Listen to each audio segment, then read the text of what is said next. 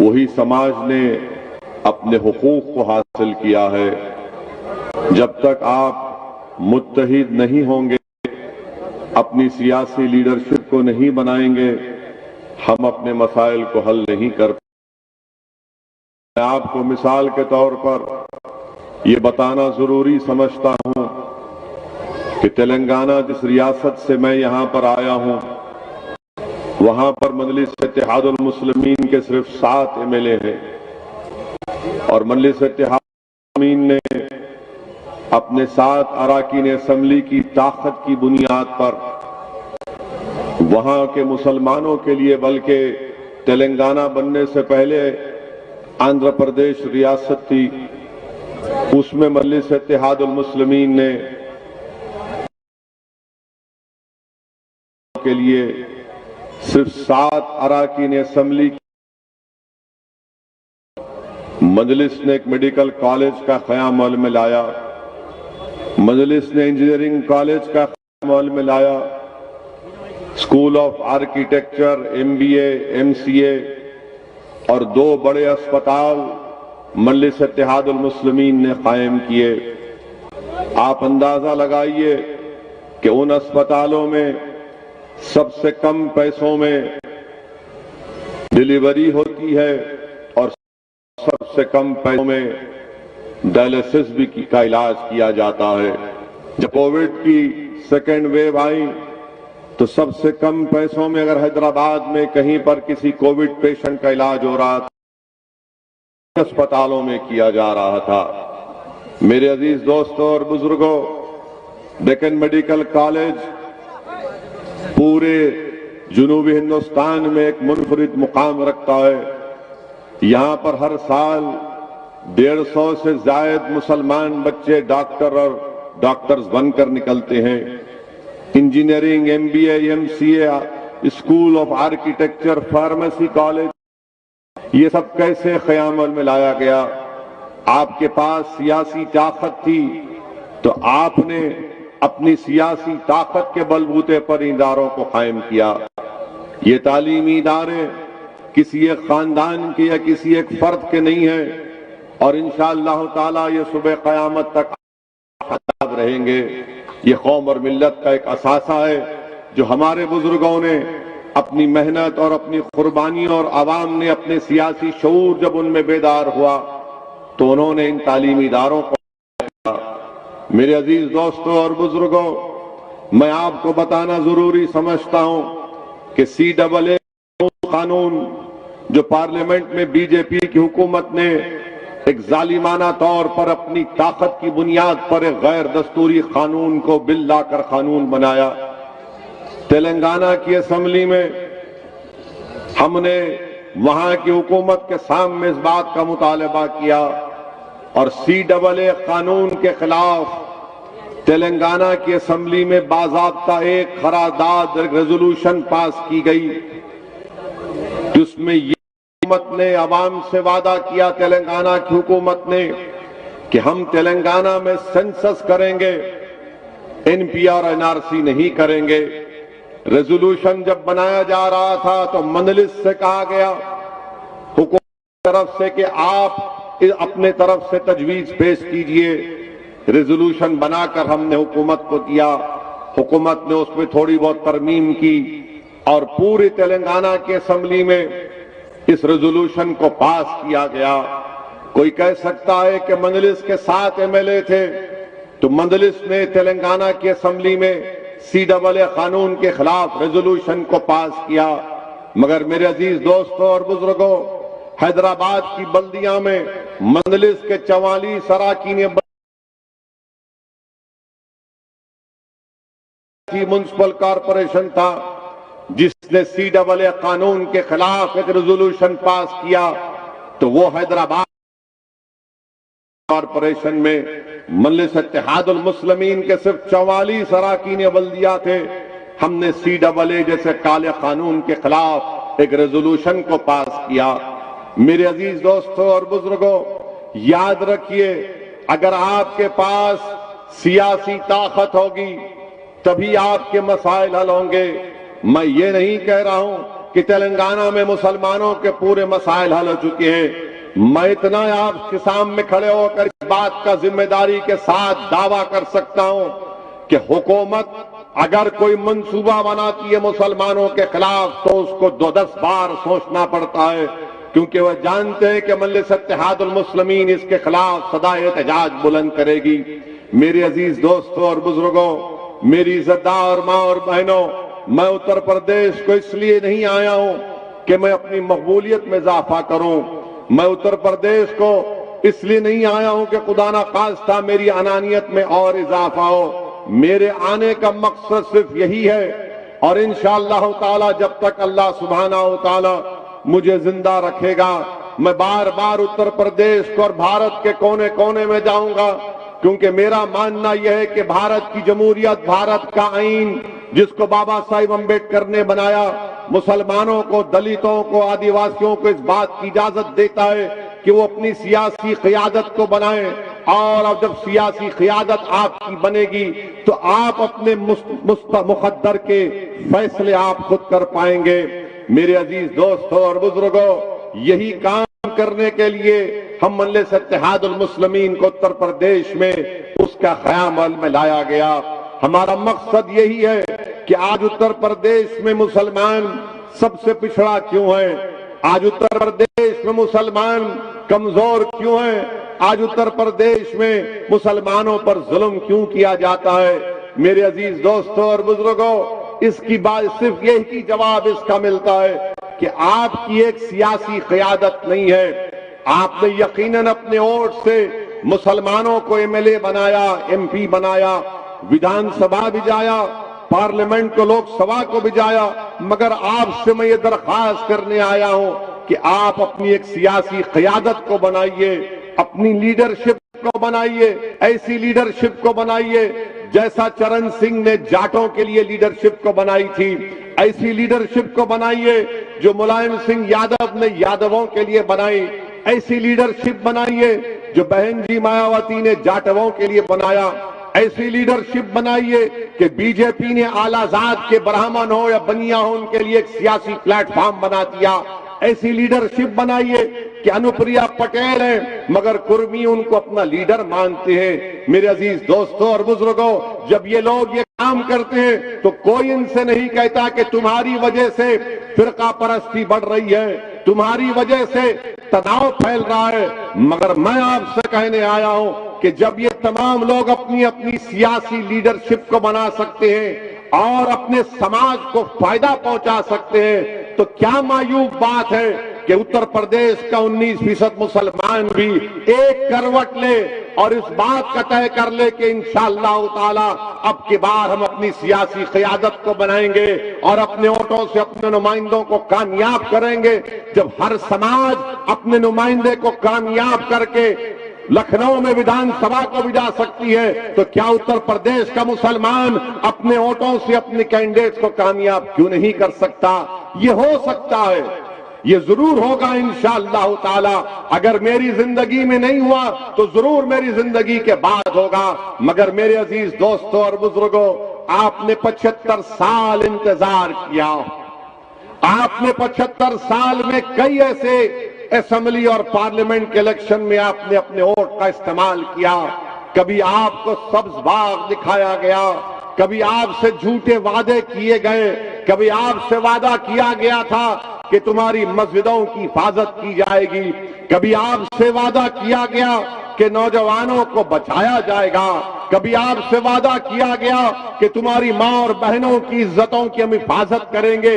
हर इस पैमाने पर आप खुद फैसला कर लो कि जिसको आपने वोट दिया, जिसको आपने अपना मसीहा माना, जिसको आपने अपना नेता बनाया, मुख्यमंत्री बनाया, सांसद बनाया, वो कहां तक इन वादों पर उतरा। कभी अपने महल्लों में झांक कर देख लो कि क्या तुम्हारे घरों के अतराफ में, क्या आपके घर के अतराफ में अपने बच्चियों को पढ़ाने के लिए कोई स्कूल का माकूल इंतजाम है? कभी अपनी आंखों से देखो कि क्या तुम्हारे जिस महल्लों में तुम रहते हो वहां पर साफ पीने का पानी तुमको मुहैया किया जाता है? मेरे अजीज दोस्तों और बुजुर्गों, मैं जिम्मेदारी के साथ कह रहा हूं, कि इन मसाइल पर कोई बात नहीं करता।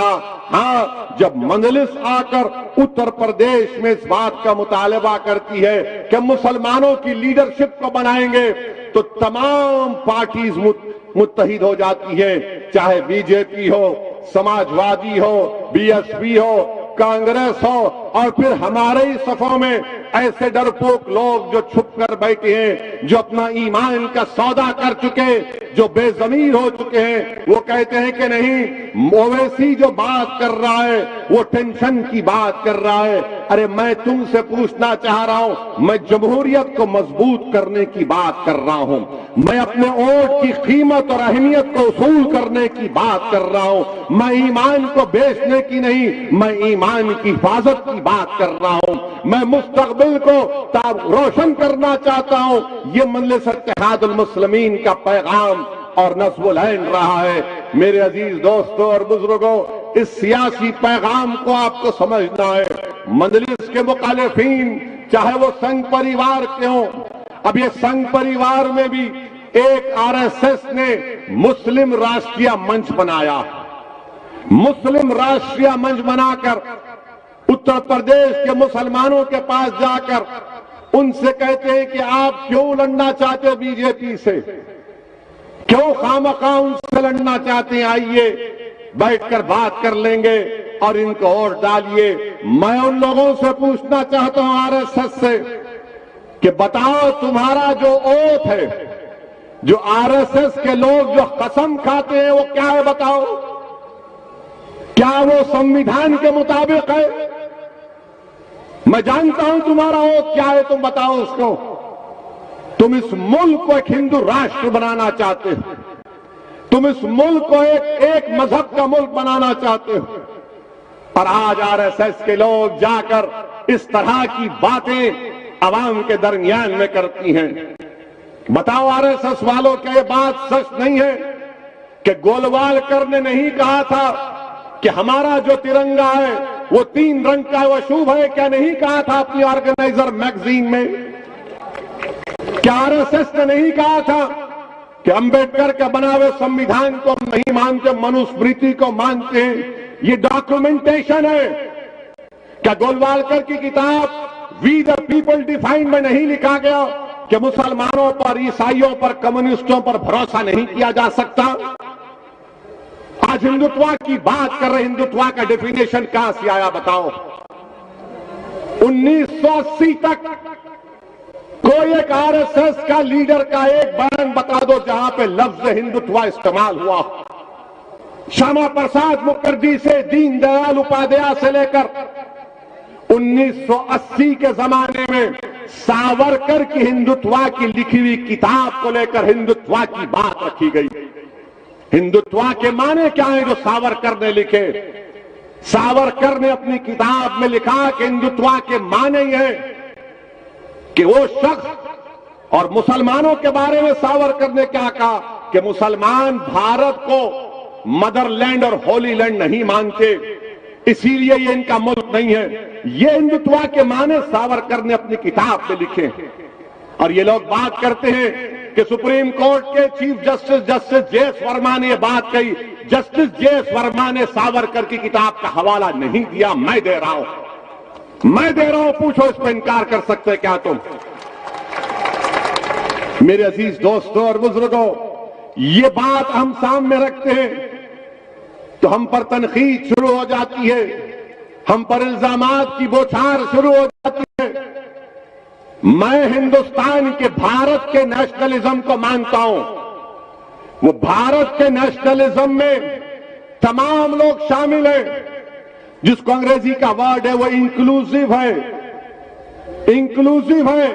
ये नेशनलिज्म होना चाहिए।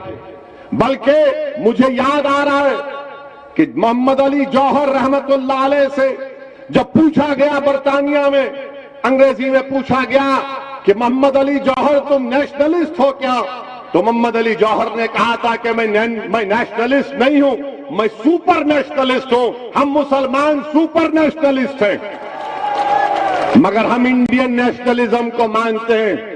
क्या कहा था नरेंद्र मोदी ने? हिंदू नेशनलिज्म की बात इंटरव्यू में नरेंद्र मोदी ने कही थी 2014 में। आपने नेशनलिज्म को भी तोड़ दिया। मेरे अजीज दोस्तों और बुजुर्गों, हद तो ये हो गई कि एक मोहतरमा को हमारा हाईएस्ट सिविलियन अवार्ड दिया गया। वो मोहतरमा टीवी के इंटरव्यू में कहती हैं कि देश को आजादी 2014 में मिली, 2014 में मिली। नहीं, थालियां मारने के लिए नहीं, सोचने बता रहा हूं। देखो आप, अगर वो बात मुसलमान कहता तो अब तक उस पर यूएपीए लग जाता। अगर वो बात मुसलमान कहता तो यूएपीए लग जाता। उसको जेल में डालने से पहले पुलिस स्टेशन में ले जाकर उसके घुटने के बाजू हजरत पुलिस एक छोटी सी गोली मारती उसको और बोलते तूने गद्दारी की। मगर वो रानी है, आप महाराजा हैं, कोई कुछ नहीं करता। वो क्वीन है और आप कोई किंग है, आप कुछ नहीं करते। क्यों नहीं करते?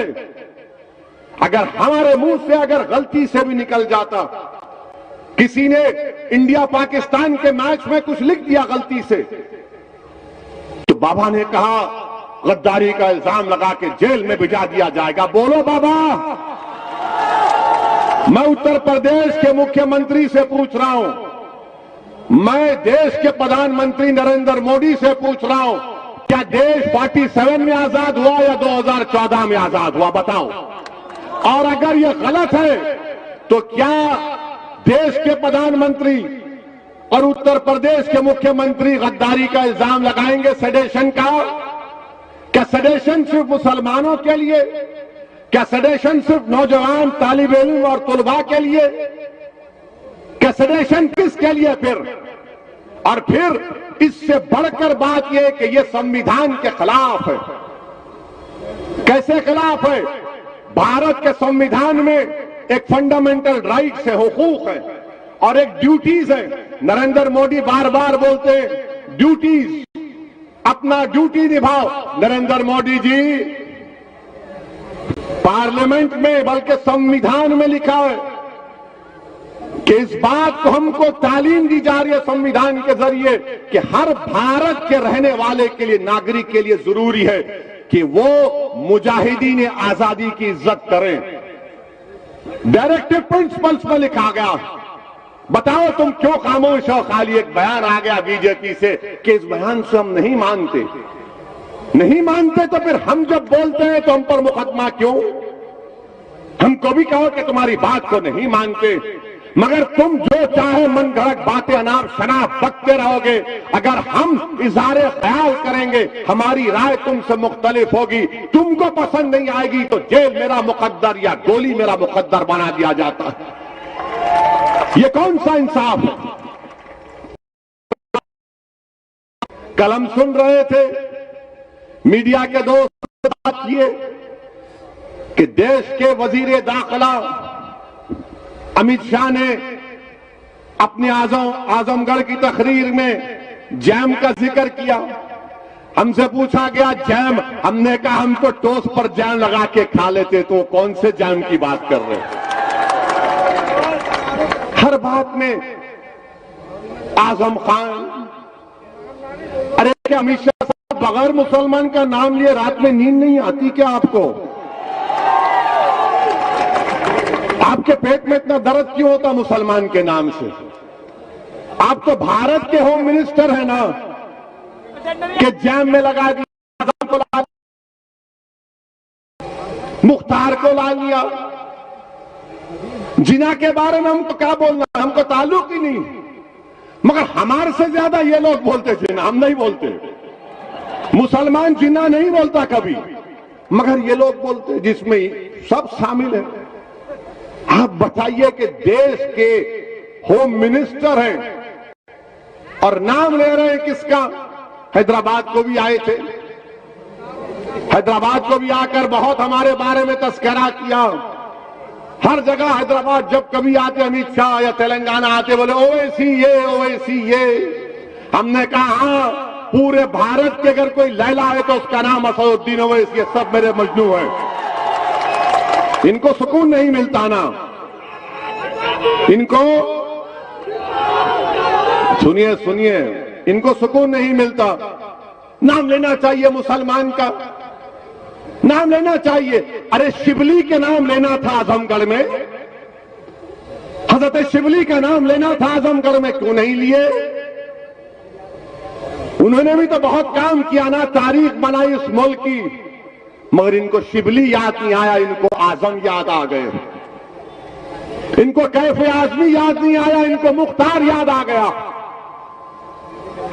अच्छा ये बताइए होम मिनिस्टर साहब, आपने ये बताया कि ये मुसलमान क्रिमिनल है जो हम नहीं मानते आजम को क्रिमिनल। कोर्ट ने अभी कोई फैसला नहीं दिया, कोर्ट जब फैसला देगा देगा, मगर हमको ये बता दीजिए कि आपका होम मिनिस्टर, आप ही के मिनिस्ट्री में मिश्रा साहब मिनिस्टर हैं, उनका बेटा क्या जेल में फूल बेचने के लिए गया? जेल में उनका बेटा किस लिए जेल में है बता अमित शाह? उनका बेटा जेल में इसलिए है क्योंकि उसने 4 किसानों को अपनी गाड़ी से रौंद दिया, अपनी राइफल से गोली चलाकर उनका कत्ल किया, और आप उसको अपना मंत्री बनाकर अपने बगल में बिठाकर लखनऊ में कहते हैं कि मैंने टेलीस्कोप से दूर दूर तक देखा, क्रिमिनल उत्तर प्रदेश नजर नहीं आया। तो किसी ने, कहने वाले ने कहा अमित शाह बाजू खड़ा है, तुम सामने देख रहे हो बाजू खड़ा है।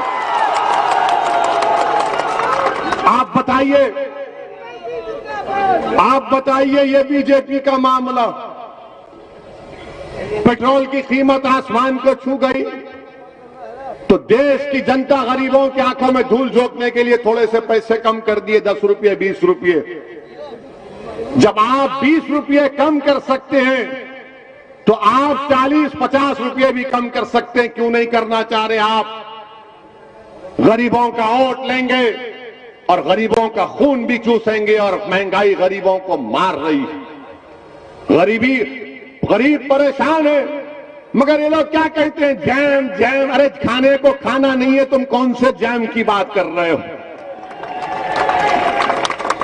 मेरे अजीज दोस्तों और बुजुर्गों, ये बीजेपी का, और फिर हर तरफ से आप देख रहे हैं कि यहां पर अलीगढ़ मशहूर है, ब्रास के स्टैचूज बनते हैं, ताले बनते हैं, मगर क्या यह बात सच नहीं है कि नोटबंदी ने, जीएसटी ने, लॉकडाउन ने तमाम कारोबार को बर्बाद करके रख दिया?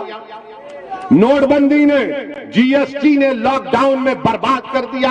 वेल्डिंग का काम होता था, वेल्डिंग के काम के लिए उस सिलेंडर में ऑक्सीजन की जरूरत पड़ती।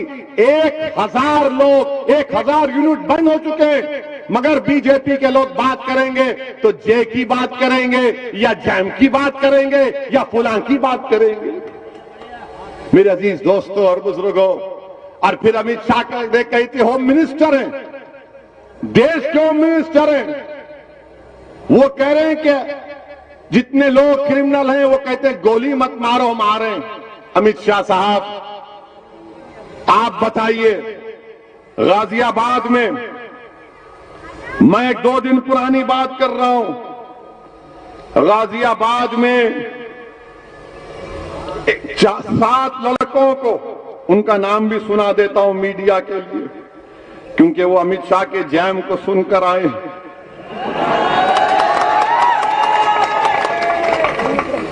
गाजियाबाद लोनी में मुस्तकीम, सलमान, मोनू, इंतजार, आरिफ, नाजीम और बोलो, इनको गाजियाबाद के स्टेशन इंचार्ज राजेंद्र त्यागी ने और वहां के इंस्पेक्टर ने ले जाकर इनके घुटनों के पास गोली मारी, छोटी सी, बड़ी नहीं, छोटी सी गोली मारी, और कहा कि लोग गाय की स्मगलिंग कर रहे थे, गाय की।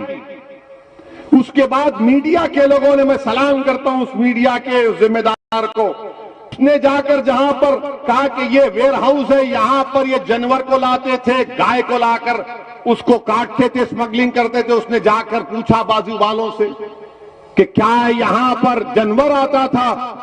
तो उसने कहा नहीं, ये तो स्क्रैप बेचने का जगह है।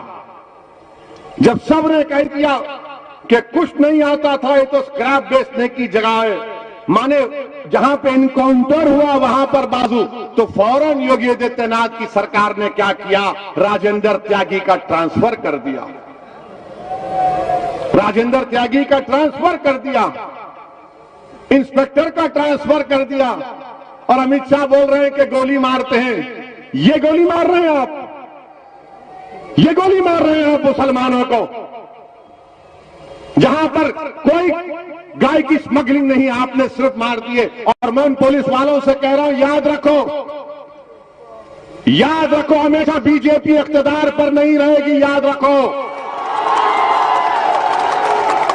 याद रखो मेरी इस बात को। अगर तुम यकीन नहीं कर रहे तो मणिपुर का एक केस सुप्रीम कोर्ट में चल रहा है।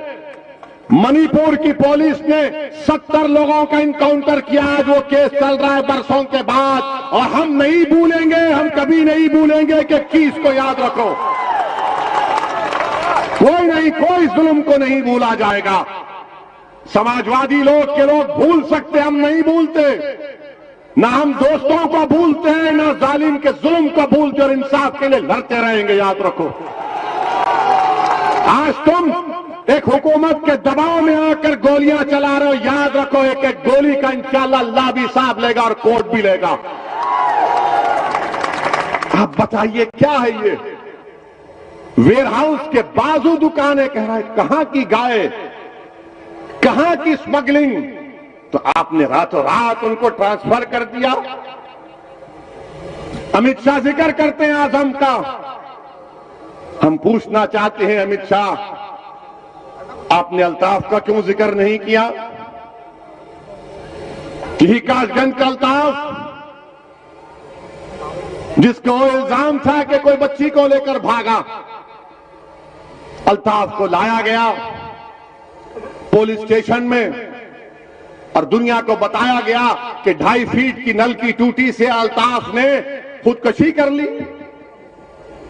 अगर कोई पुलिस का कासगंज का जो सस्पेंड हुआ है, अगर वो मुझे ले जाकर उस बैतुल खला में टॉयलेट में अपने गले में रस्सी डालकर मुझे बताएगा कि इससे आदमी मर सकता है, और वो अगर मरने के करीब आएगा तो मैं खुद रस्सी निकाल लूंगा उसके गले से, बताओ हमको,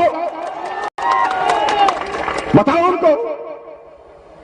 2.5 फीट की टूटी को कोई खुदकुशी कर सकता है? और अल्ताफ की जान ले ली गई। वो कासगंज के जिन पुलिस के ओहदेदारों को सस्पेंड किया गया वो नाकाफी है, उनको अरेस्ट होना चाहिए, 302 का मुकदमा लगना चाहिए, 302 का मुकदमा लगना चाहिए, मर्डर का चार्ज लगना चाहिए, उनको जेल को भिजाना चाहिए, मगर नहीं करेंगे क्योंकि मरने वाले का नाम अल्ताफ था, मरने वाले का नाम अल्ताफ था।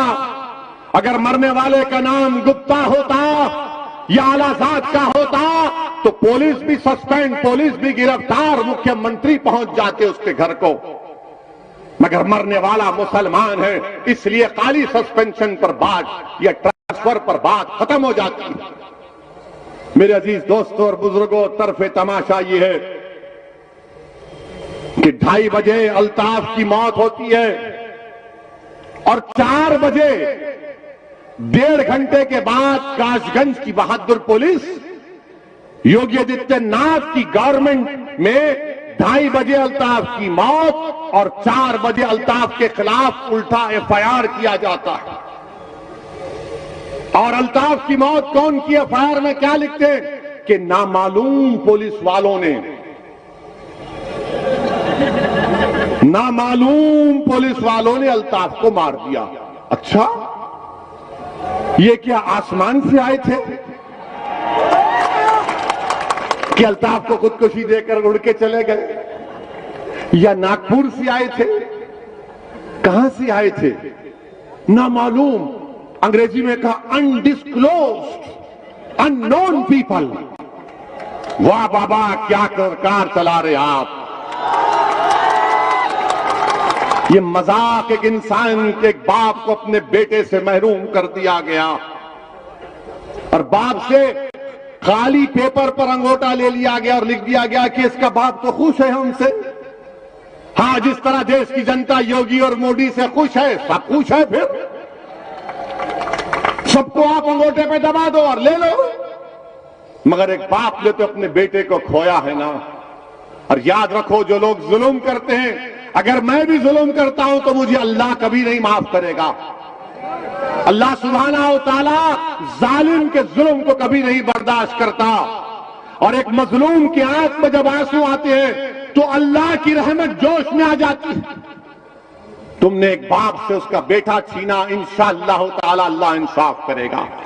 अल्लाह की लाठी में देर है, अल्लाह की लाठी में आवाज है। याद रखो, तुमको मालूम भी नहीं होगा, तुमको मालूम भी नहीं होगा जिन्होंने अल्ताफ को मारा, जो जुल्म कर रहे हैं, चाहे किसी मजहब के हो। डरो अल्लाह से, डरो कुदरत के निजाम से। जुल्म करने वालों, फिरौन भी जुल्म किया, नमरूद भी जुल्म किया, यजीद भी किया, मगर इनका जुल्म खत्म हो गया। दुनिया में नाम हक का था, हक का रहेगा। दुनिया ने मजलूमों को इंसाफ दिला और इंसाफ मिलेगा इंशाअल्लाह ताला। मेरे अजीज दोस्तों और बुजुर्गों, और फिर आप ये भी देखते हैं कि लोग बार बार मुझसे कहते हैं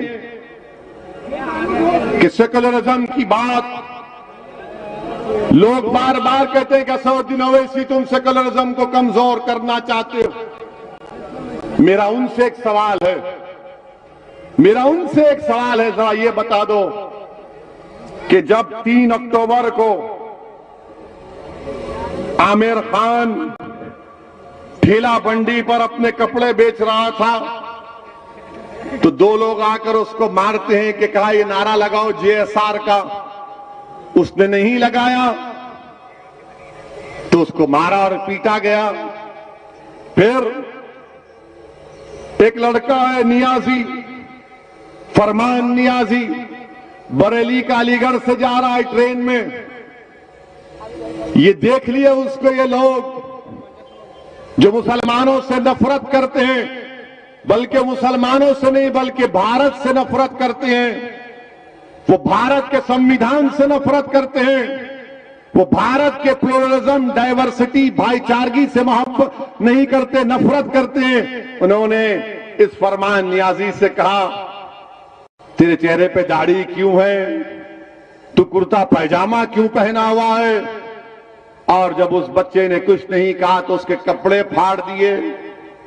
पूरी ट्रेन में, कंपार्टमेंट में हो रहा है ये, किसी अलीगढ़ के किसी गली कूचे में अंधेरे में नहीं हो रहा है, ट्रेन में हो रहा है। इसको मारा और पीटा गया, इसकी ऐनक को तोड़ दी गई और ट्रेन में सब बैठने वाले बैठकर तमाशा देख रहे हैं। किसी में इतनी हिम्मत नहीं हुई कि क्या कर रहा है तो बच्चे को छोड़ दे। ये नफरत है, ये नफरत है ना। अगर हम किसी को देखते हैं कि अगर गली के कुत्ते को कोई मारता है तो कहे मत कर ये हरकत। आप ये देखते हैं और आकर मुझे सेकुलरिज्म की तालीम देते हैं।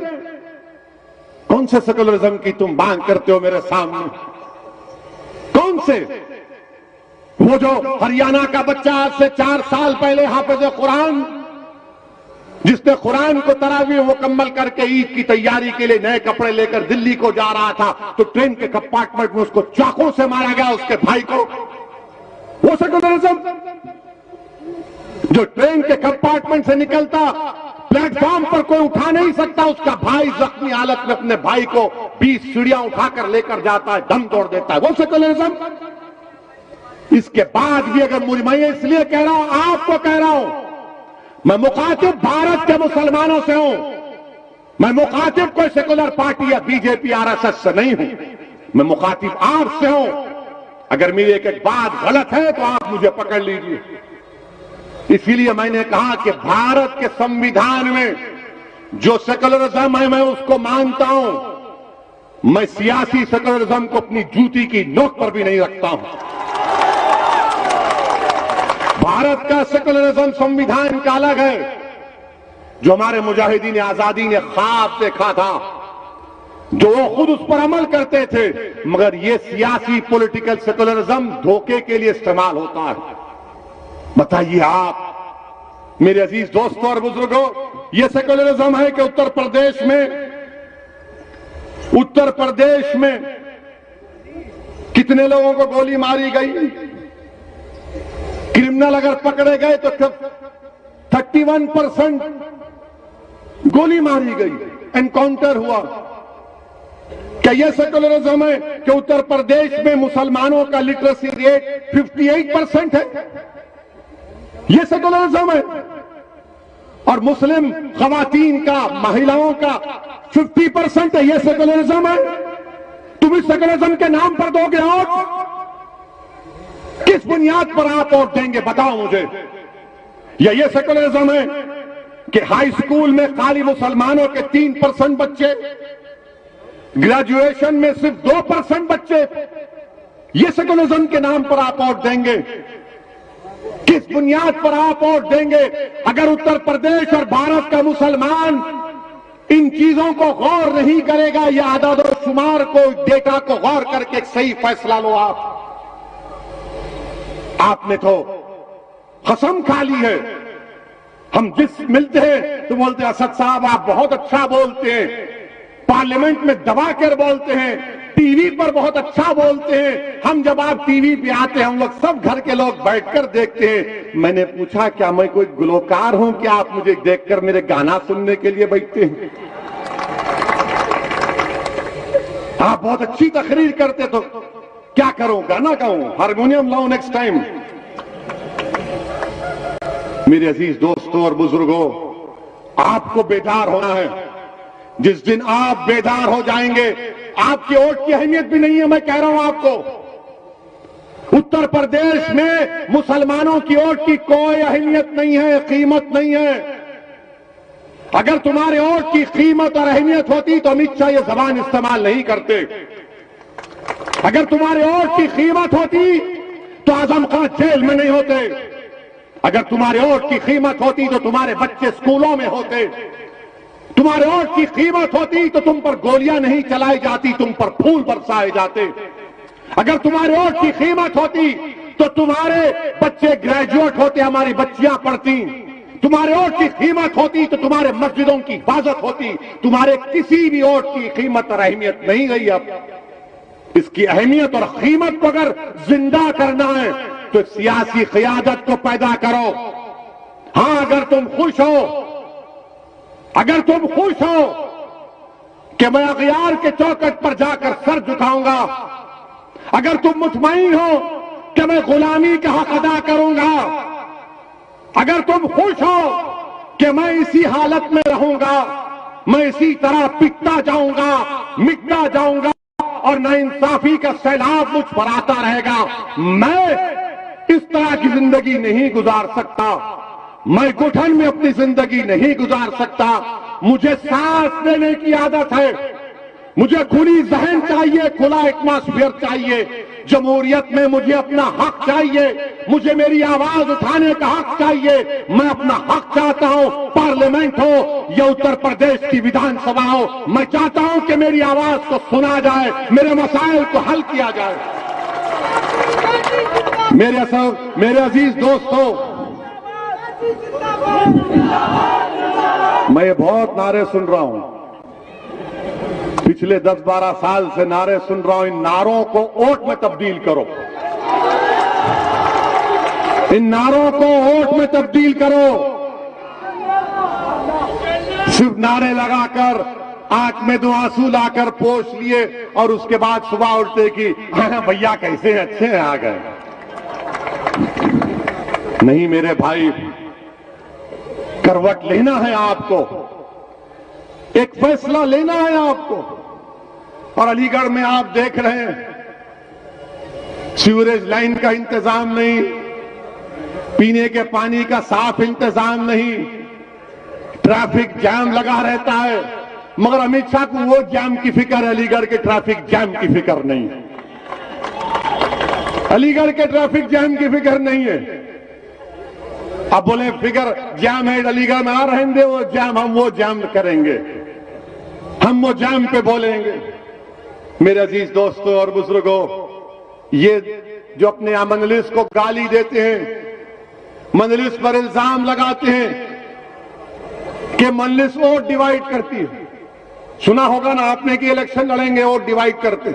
हम जहां कहीं टीवी चैनल पे जाते, हमको पूछा जाता है, ऐसा पूछते हैं जैसा कि कोई दामाद ससुराल के घर को आता है।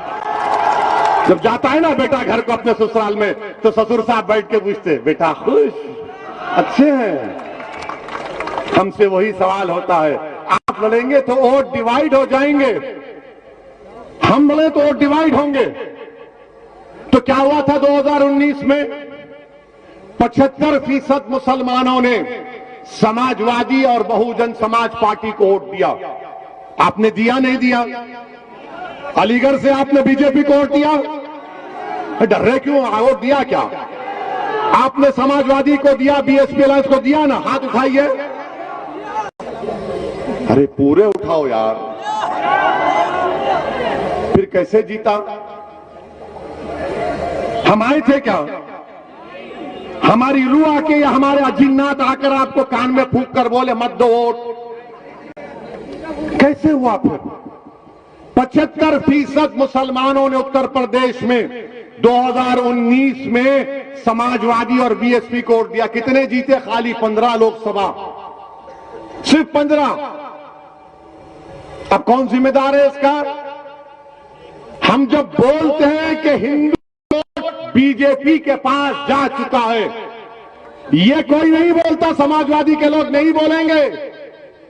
वो बोलेंगे ओवैसी आ रहा है, देखना भैया तुम्हारे वोट काटने आ रहा है। ये नहीं बोलेंगे कि हिंदू वोट बीजेपी के पास चला गया, वो हमारे हिंदू भाई, उनका इख्तियार है।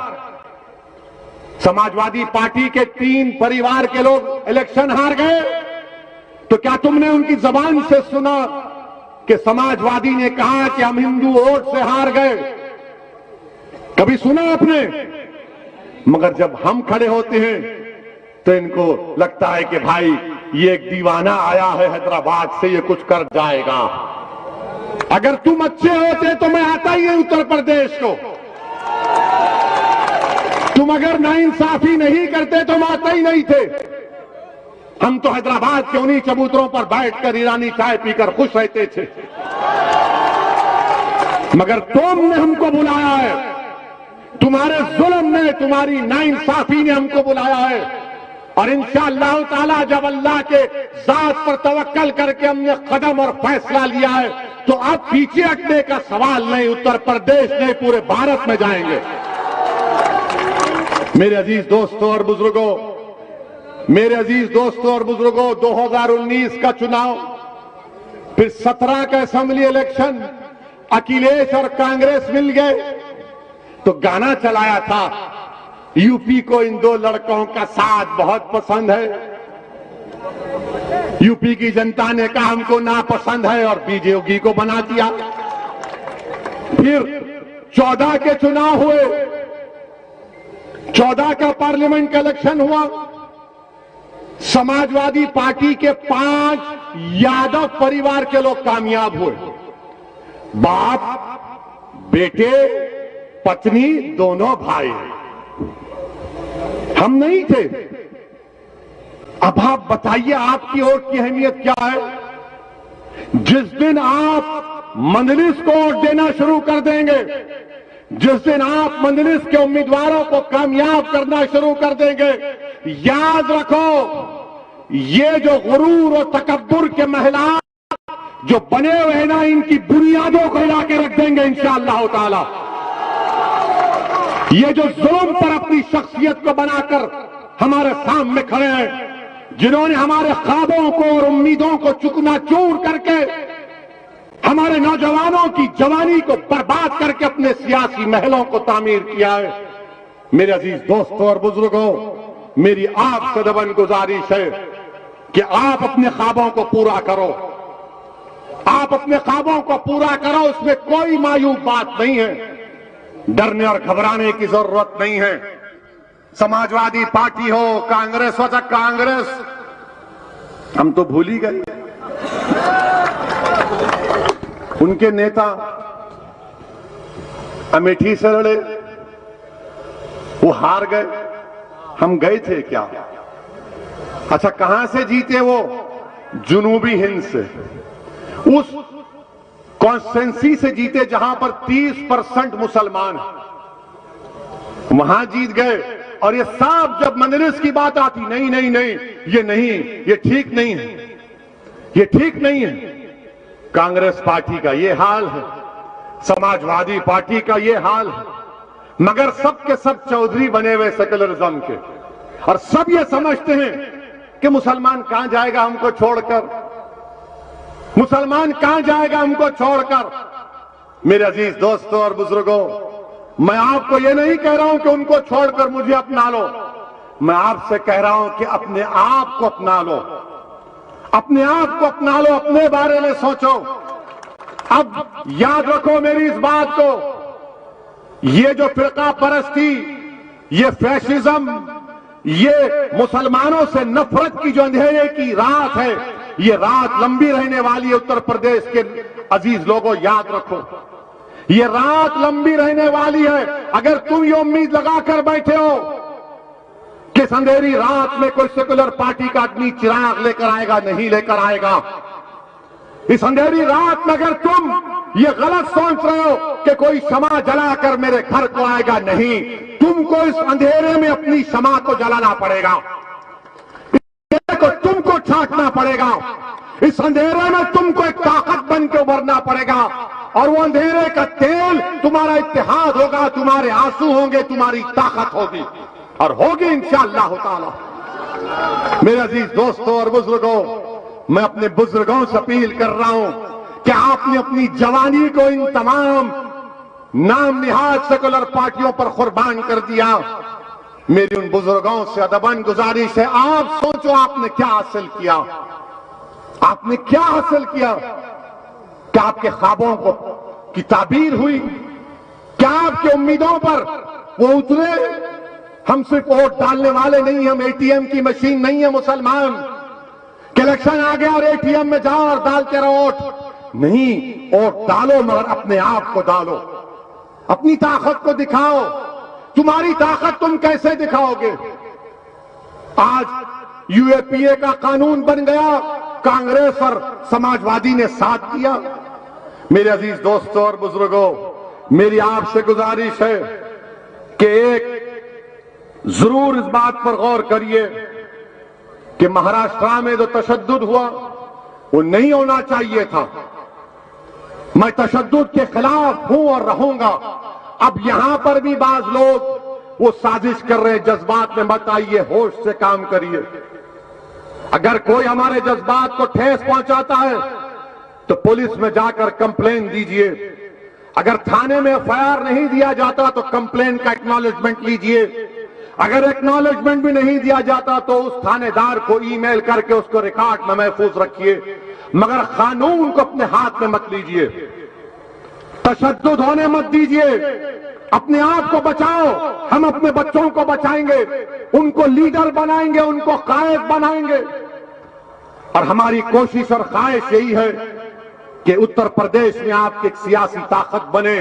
मैं यही गुजारिश करने आपसे आया हूं, और मैं आपसे वादा करके जा रहा हूं, मैं आपसे वादा करके जा रहा हूं कि इंशाअल्लाह ताला मेरी ये दीवानगी, मेरे ये अल्फाज, मेरी ये जबान जब तक अल्लाह जिंदा रखेगा मैं आता रहूंगा, और उत्तर प्रदेश में आपकी क़ियादत अल्लाह के फजल से मनाएंगे। अस्सलाम वालेकुम व रहमतुल्लाहि व बरकातहू।